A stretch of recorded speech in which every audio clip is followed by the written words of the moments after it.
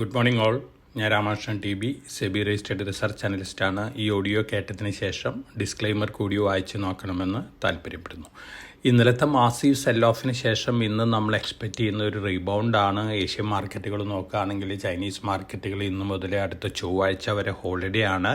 മറ്റു മാർക്കറ്റുകളെല്ലാം തന്നെ ഇന്ന് ബെറ്റർ ആയിട്ടാണ് ട്രേഡ് ചെയ്യുന്നത്. ഇന്നലെ അമേരിക്കയിൽ നോക്കുകയാണെങ്കിൽ ഡൗ ജോൺസ് ഇൻഡെക്സ് 289 പോയിന്റ് ബെറ്റർ ആയിട്ടും, അതുപോലെ തന്നെ നാസ്ഡാക്ക് 612.47 പോയിന്റ് വീക്കായിട്ടും, S&P 500 62 പോയിന്റ് വീക്കായിട്ടും, അതുപോലെ തന്നെ റസൽ 23 പോയിന്റ് വീക്കായിട്ടാണ് ക്ലോസ് ചെയ്തിരുന്നത്. വൊളാറ്റിലിറ്റി ഇൻഡെക്സ് 17.9 ഉയർന്നിട്ടുണ്ട്. തീർച്ചയായിട്ടും ഇതൊരു വൊളാറ്റിലിറ്റിനെ സൂചിപ്പിക്കുന്ന കാര്യമാണ്. പക്ഷേ അമേരിക്കയിൽ ഇന്ന് US ഫെഡിൻ്റെ മീറ്റിംഗ് ആരംഭിക്കുകയാണ്. നാളെ ഒഫീഷ്യൽ ഡിസിഷൻ വരും. ഇൻട്രസ്റ്റ് റേറ്റ് കട്ട് ചെയ്യണോ അല്ലെങ്കിൽ കട്ട് ചെയ്യണ്ടേ എന്നുള്ള തീരുമാനമാണ് നാളെ അനൗൺസ് ചെയ്യാൻ പോകുന്നത്. അതോടൊപ്പം തന്നെ US ഫെഡ് ചെയർമാൻ്റെ സ്റ്റേറ്റ്മെൻറ്റുകളും വളരെ ഇമ്പോർട്ടൻ്റ് ആണ്. ഒപ്പം ഡൊണാൾഡ് ട്രംപ് ധാരാളം ഡിസിഷൻസ് എടുക്കുന്നു, അതുപോലെ തന്നെ ധാരാളം ഡിസിഷൻസ് വിഡ്രോ ചെയ്യുന്നു. ഇത്തരത്തിലുള്ള കാര്യങ്ങളാണ് ഇപ്പോൾ അമേരിക്കയിൽ നടക്കുന്നത്. അതുകൊണ്ട് തന്നെ ഇത്തരത്തിലുള്ള നെഗറ്റീവ് ന്യൂസ് ഫ്ലോസ് എല്ലാം തന്നെ ഗ്ലോബൽ മാർക്കറ്റുകൾ ഓൾമോസ്റ്റ് ഡിസ്കൗണ്ട് ചെയ്തിരിക്കുകയാണ്.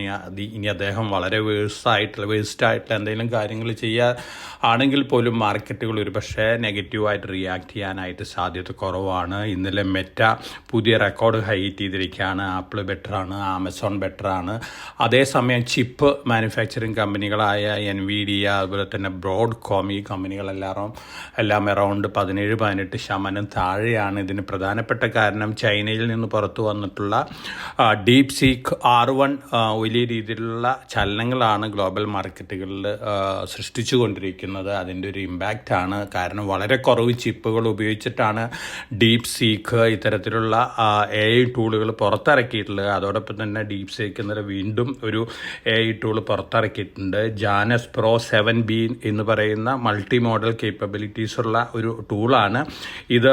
ഓപ്പൺ എയുടെ ഡാലി, അതുപോലെ തന്നെ സ്റ്റേബിൾ ഡിഫ്യൂഷൻ ഇത്തരത്തിലുള്ള ടൂളുകളെ കോമ്പീറ്റ് ചെയ്ത് അതിനേക്കാളും ബെറ്ററായിട്ട് പെർഫോം ചെയ്യുന്ന ഒരു ടൂളാണ്. ഇത്തരത്തിലുള്ള ന്യൂസുകൾ ഇങ്ങനെ വന്നുകൊണ്ടിരിക്കും. തീർച്ചയായിട്ടും ചൈനയുടെ ഈ ഇന്നോവേഷൻ ഗ്ലോബൽ കോർപ്പറേറ്റുകൾക്കും അതുപോലെ തന്നെ AI ടൂളുകളായിട്ട് ഉപയോഗിക്കുന്ന എല്ലാ സർവീസ് ഓറിയൻറ്റഡ് ടെക് കമ്പനികളെ സംബന്ധിച്ചും വളരെ പോസിറ്റീവാണ്. കാരണം കോസ്റ്റ് റിഡക്ഷൻ വരികയാണ്.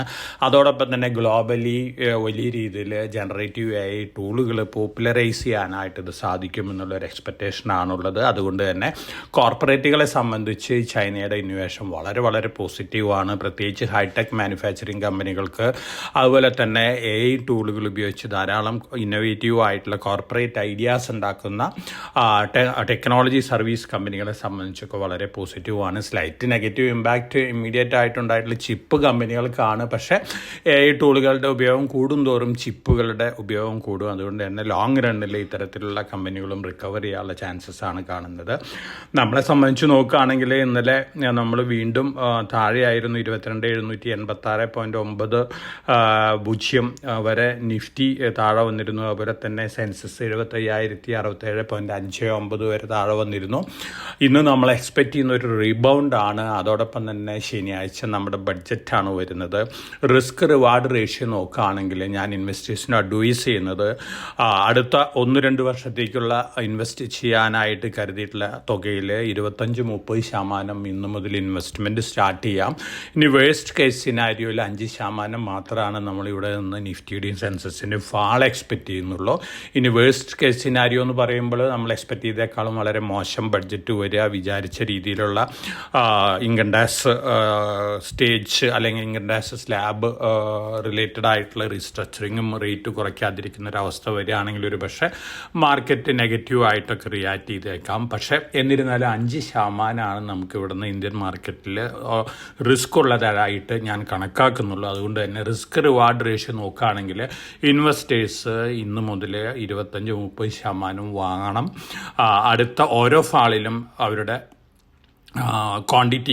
ബൈയിങ് ക്വാണ്ടിറ്റി കൂട്ടിക്കൊണ്ടിരിക്കുന്നതാണ് ഞാൻ സജസ്റ്റ് ചെയ്യുന്നത്. അതുകൊണ്ട് തന്നെ നമ്മളെ സംബന്ധിച്ച് പ്രോമിസിങ് ഡേയ്സ് ആണ് കേട്ടുള്ളത്. ഇത്തരത്തിലുള്ള വൊളാറ്റിലിറ്റി ഒക്കെ മാർക്കറ്റിലുണ്ട്, പക്ഷേ ഒരു പാനിക് സിറ്റുവേഷൻ ഒന്നുമില്ല. അതോടൊപ്പം തന്നെ നമ്മുടെ മ്യൂച്വൽ ഫണ്ടുകളുടെ കയ്യിൽ around 2 lakh crore dry powder, അതായത് ക്യാഷ് കയ്യിലുണ്ട്. അത് എപ്പോൾ വേണമെങ്കിലും ഡിപ്ലോയ് ചെയ്യും. അതോടൊപ്പം തന്നെ ഫോറിൻ പോർട്ട്ഫോളിയോ ഇൻവെസ്റ്റേഴ്സ് ഇപ്പോഴത്തെ ജനറേറ്റീവ് AI റിലേറ്റഡ് ഇമ്പാക്റ്റ് ഒക്കെ സ്റ്റഡി ചെയ്തുകൊണ്ട് ഇന്ത്യൻ മാർക്കറ്റിൽ തിരിച്ചു വരാൻ വരാനുള്ള ചാൻസസ് തന്നെയാണ് കാണുന്നത്. കമ്മോഡിറ്റികൾ നോക്കുകയാണെങ്കിൽ ഇന്നലെ കമ്മോഡിറ്റികളും വീക്കായിരുന്നു, പക്ഷേ ഇന്ന് ഒരു റിക്കവറി മോഡിലാണ്. ഏപ്രിൽ ഫ്യൂച്ചേഴ്സ് ഗോൾഡ് ഇന്ന് ട്രേഡ് ചെയ്യുന്ന $2,771 പെർ ഔൺസിനാണ്. മറ്റ് കമ്മോഡിറ്റികൾ ഇന്ന് റിക്കവറി മോഡിലാണ്. ചൈനീസ് മാർക്കറ്റുകൾ ഹോളിഡേ ആയ കാരണം കമ്മോഡിറ്റികൾ കാര്യമായിട്ടുള്ള രീതിയിലുള്ള ഇൻഫ്ലുവൻസ് ഒന്നും ഉണ്ടാവാൻ സാധ്യതയില്ല. ഗ്ലോബൽ ഫാക്ടേഴ്സ് തന്നെയാണ് ഇമ്പാക്റ്റ് ചെയ്യാൻ പോകുന്നത്. അതുകൊണ്ട് തന്നെ മാർക്കറ്റിനെ സംബന്ധിച്ച് നമ്മളൊരു പോസിറ്റീവ് ബയാസാണ് എക്സ്പെക്റ്റ് ചെയ്യുന്നത്. അപ്പം ഞാൻ നേരത്തെ സൂചിപ്പിച്ച പോലെ നമ്മൾ സജസ്റ്റ് ചെയ്യുന്ന സ്റ്റോക്കുകൾ, അതുപോലെ തന്നെ Q3 റിസൾട്ടുകൾ, നല്ല റിസൾട്ടുകളും ഗൈഡൻസും കാഴ്ചവെച്ചിട്ടുള്ള സ്റ്റോക്കുകൾ ലോങ് ടൈം പോയിന്റ് ഓഫ് വ്യൂവിലെ ഇന്ന് മുതൽ വാങ്ങാം. എല്ലാവരും മനസ്സിലൊരു കാര്യം വയ്ക്കുക, അതായത് വേഴ്സ്റ്റ് കേസ് സിനാരിയോയിൽ നിഫ്റ്റി 21,800 22,000 വരെയൊക്കെ താഴെ വന്നേക്കാം. അതുപോലെ സെൻസെക്സ് 72,000 ലെവൽ വരെയൊക്കെ താഴെ വന്നേക്കാം. പക്ഷേ റിസ്ക് റിവാർഡ് റേഷ്യോ ഫേവറബിൾ ആണ്. അതുകൊണ്ട് ഇന്ത്യൻ സ്റ്റോക്ക് മാർക്കറ്റിൽ ഇൻവെസ്റ്റ്മെൻറ്റ് ഇന്നു മുതൽ അറ്റ്ലീസ്റ്റ് 25 to 30% വെച്ച് സ്റ്റാർട്ട് ചെയ്യാനാണ് ഞാൻ സജസ്റ്റ് ചെയ്യുന്നത്. അപ്പോൾ എല്ലാവർക്കും നല്ലൊരു ട്രേഡിൻ്റെ ആശംസിച്ചുകൊണ്ട് ഞാൻ ഇന്നത്തെ പ്രീ മാർക്കറ്റ് കമൻട്രിയോട് അവസാനിപ്പിക്കുകയാണ്. Thank you.